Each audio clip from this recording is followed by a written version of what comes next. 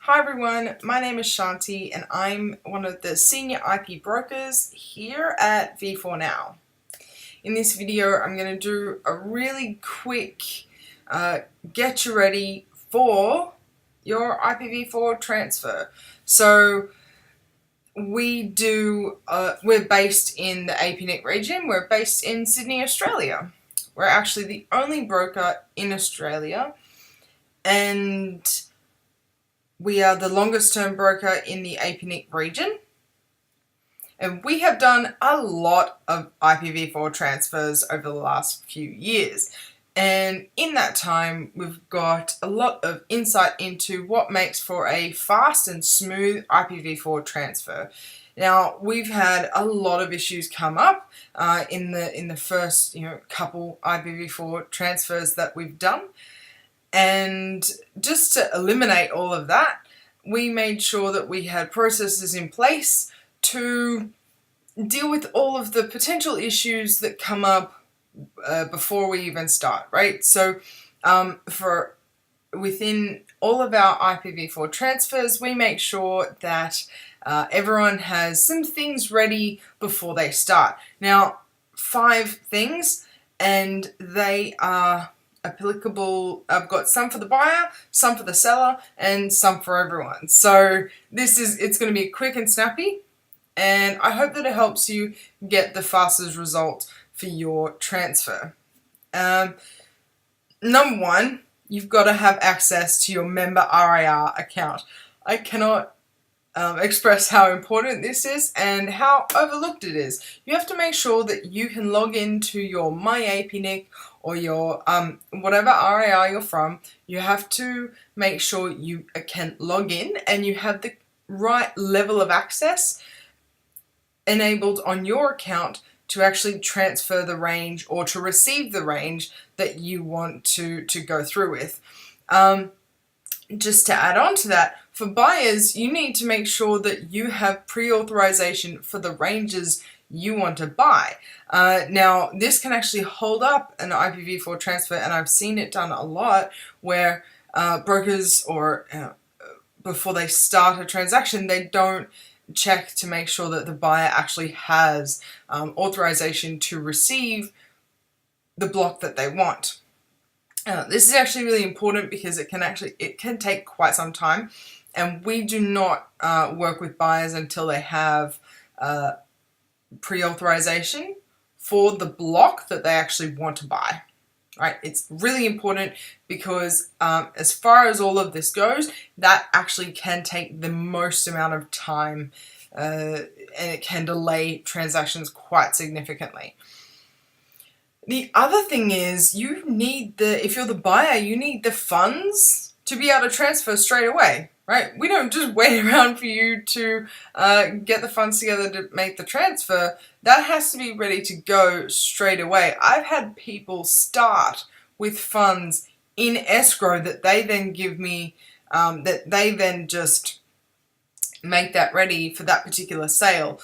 A lot of people have taken this on board, and they actually do a lot of that heavy lifting first. So that's really cool. For those of you who haven't quite thought about it 100% all the way through yet, make sure that you have the funds ready to go. I guess on a side note, make sure that you have the access within your company to make the transfer happen. Now, this actually applies to buyers and sellers. So if you are either, you need to make sure that you have the access within your company, right, to get through the bureaucracy and through the paperwork, through the red tape, to make sure that the transfer can actually happen as fast for you as possible. Now, I know that it can be weird in companies, and big companies especially are known for this, but and a lot of the time, let's be fair, they make it really hard for us geeks to get what we need to get done. Because as far as we're concerned, we either want to get rid of the IPv4 that we don't need, or we want to get some more so that we can grow our network, right? Right. So we don't want the accounts people, the ops people getting in our way. So let's make sure that we go into the transaction with everything that we need and them off our back so that we can move forward with this.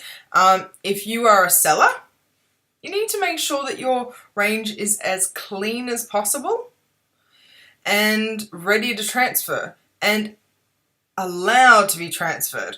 So say for example, if you have a historical range or you have ranges in particular subnet blocks, you need to make sure that they can actually be transferred.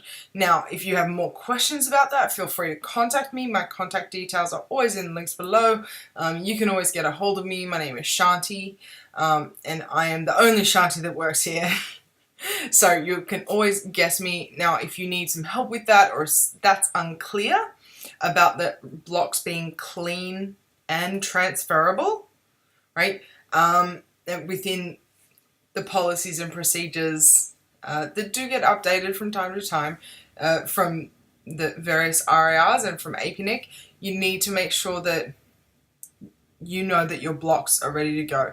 Now, when we get access to blocks, we'll always do QA and we can help you when we know what's going on with you.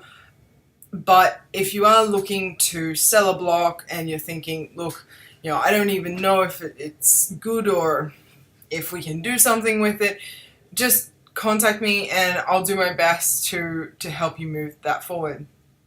And the last but not least, Escrow. Escrow.com are really great and they allow us to use their services for IPv4. They have a special section for us. I actually work quite well with my account managers there, so they kind of already know what we do, and I use them all the time. It works quite well.